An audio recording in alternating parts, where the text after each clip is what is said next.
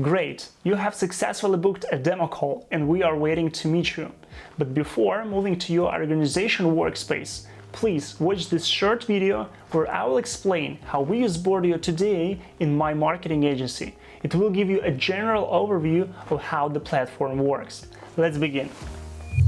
So the main tool in Boardio is Schedule. It's a calendar where I see all my teammates' activities, including tasks and events for every single day. For example, Richard has 5 tasks and 1 meeting today, and 3 tasks and 1 meeting tomorrow. All completed tasks turn gray, so I know which work is already done and which is still in process. It helps me to track the progress during the workday. I open the board and immediately see how my team is performing today, how many tasks they have already closed, and how many tasks are still in the queue. Because we put all activities in the right order according to their priorities, I don't need to guess what Anastasia is working on right now. If she has completed the first task, I know she is working on the next one. So instead of setting priorities for the tasks, we simply put them in the right order.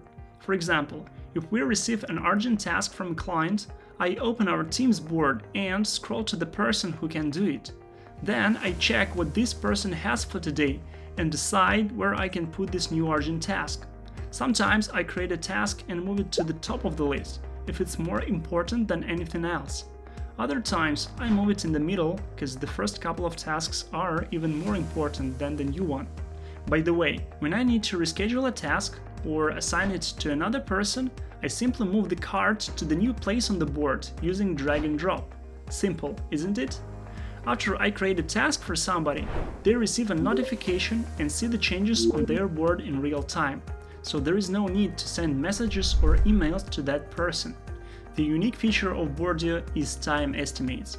When creating a task, I can set the estimated time this task will take, and after that, I will see the total estimated time of all activities for each of my teammates. For example, Richard has activities for 8 hours today and only 6 hours tomorrow. It means that he's pretty busy today and not as busy tomorrow, so I can assign some additional tasks to him. In other words, this is my team's workload. If I need to see all my employees' workload on one screen, I simply collapse all users on the board and then I see the overview, the number of activities and the estimated time. It helps us so much when we are planning our work week. Another useful thing in Boardio is due date. In all other platforms, whenever you set the due date for a task, the task will be displayed on that date in the calendar. For example, here I create a task in Asana with the due date 4th of August. And in the calendar view, this task is displayed exactly on that date, but not in Boardio. Here you can set the due date 4th of August, but schedule the task for tomorrow. In this case, you will see that you still have 3 days to complete a task, so you don't leave it until the last moment. It gives you some space for rescheduling a task without missing the due date. Isn't it great? Besides time estimates and due dates, you can choose color when creating a task. In my marketing agency, we use different colors to separate different kinds of activities. For regular tasks, we use blue. For strategic tasks, which move us closer toward our goal, we use green. For meetings, we use orange. It's really up to you what colors to use, but I recommend you to define some rules and stick to them with your team. Otherwise, your board will be colorful like a rainbow. I don't think you will like it. The benefit of having a separate color for strategic activities is that I can visually identify how many tasks in my team schedule are operational, which just have to be done, and how many strategic that impact our growth. If I see that our week is full of just blue tasks, it means we don't do anything to grow, which is bad. So I'm constantly trying to put some green tasks in our weekly schedule. Now, let's take a look at the waiting list. You can open it by clicking on the button on the right and close it when you don't need it. The waiting list is like a backlog for your team's to-dos. We put here all incoming tasks before scheduling them to our calendar. For example, during the meeting, we decided to hire another copywriter. I open our waiting list and create a task, post a job ad. On the next weekly planning session that we usually hold on Fridays, we will go through the entire waiting list and move some tasks to the board.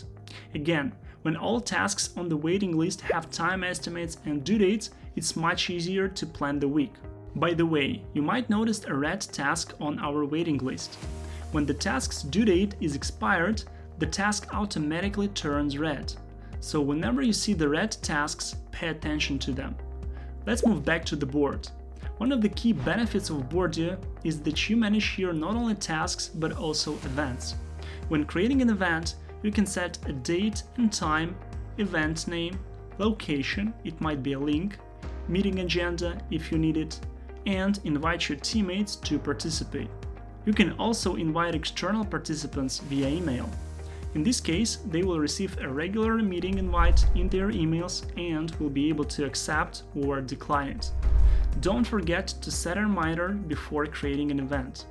When the event is created, you can open it and check the status of all participants. After somebody accepts your invitation, they will turn green, but if they decline, they will turn red. I personally use the field agenda a lot. When creating an event, I write here a plan for the meeting to stay on track and not waste people's time on idle talks. But after the meeting, I write a short summary, what decisions we made and what are the next steps. Believe it or not, but this simple trick increased our meeting efficiency significantly. By the way, if this is a recurring meeting that you hold every week, go to Settings and set weekly repeats. Do this once and you will no longer waste time creating the same events again. The same works for tasks. If somebody in your team has a task to prepare a report every week on Monday, just set repeats and it will appear in their schedule every single Monday, so they will never forget it. Actually, in 80% of cases, people forget to do something just because it was not written in their planners. Even David Allen, in his best-selling book Getting Things Done, talks about the importance of having a single system for all your to-dos. Because if your tasks and meetings are written in different places, you will be constantly switching between multiple tools and eventually lose something. The good news is that Boardio was created just for that. And to make it even better, we have developed Google Calendar integration that brings all your existing events to Boardio. You can easily connect your Google account in the profile settings and manage your Google events in My Workspace. Oh, let me quickly explain you the difference between workspaces. Every user in Boardio has their own workspace. It's like a private space where you can manage your personal to-dos without sharing them with your teammates. Whatever you create here, it's not available for others, only for you.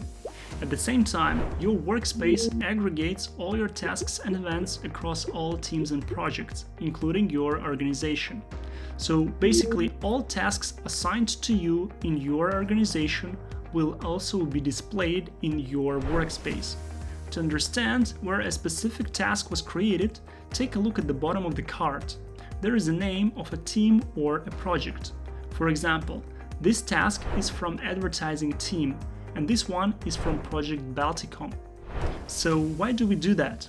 Why do we display your work tasks along with the personal ones? It's because we want to give you an opportunity to manage your entire schedule in just one place. Look at my tomorrow's schedule. I have 2 personal tasks in the morning, then 2 work tasks and 1 meeting. At 2 o'clock I have a doctor's appointment, which is obviously my private thing. Then I have 3 more work activities, and at the end of the day I have a couple of personal tasks. In my workspace I see my ultimate plan for each day, while my teammates see only my work activities. I find it very helpful for my time management. If you don't like it for some reason, you can go to Profile Settings and turn this feature off.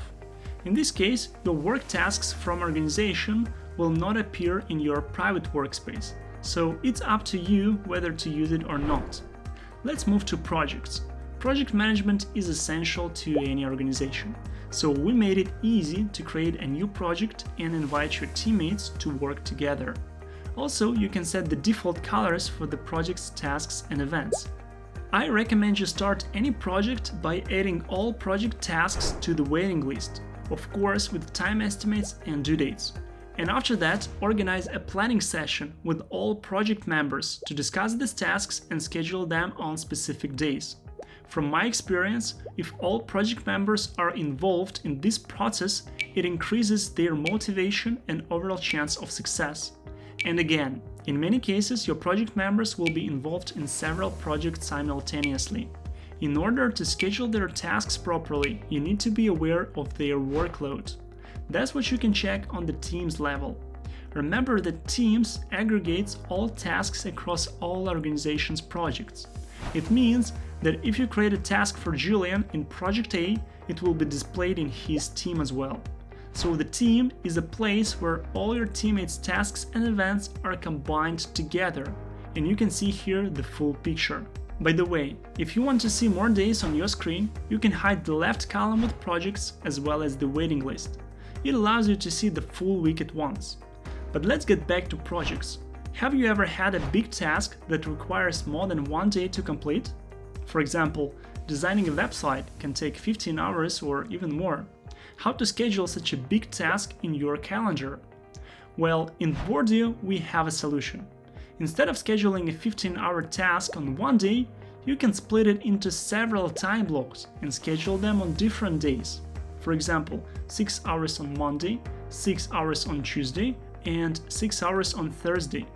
Look, this is the same task, landing page design, which contains 3 time blocks instead of just one. And you see these time blocks on your board. So time blocks are a unique feature of Boardio which you will not find on any other platform, and it helps you to plan your team's workload accurately. Furthermore, you can keep tracking your team's progress even when you are out of the office. In Boardio mobile app, I see the same information as on the desktop. The detailed plan for today and tomorrow, what tasks have already been done, what tasks are on the waiting list. I can easily create a new task and move it to the right place. I can switch between projects and workspaces and quickly find what I need.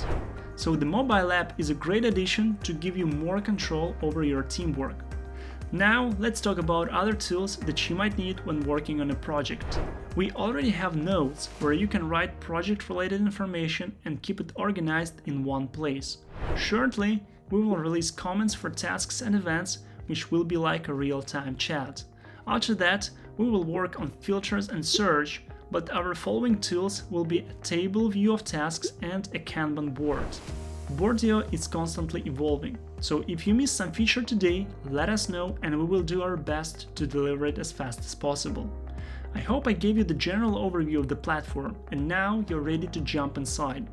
I wish you a productive week, and remember, if you have any questions, you can reach us at any time at support@boardio.com. See you!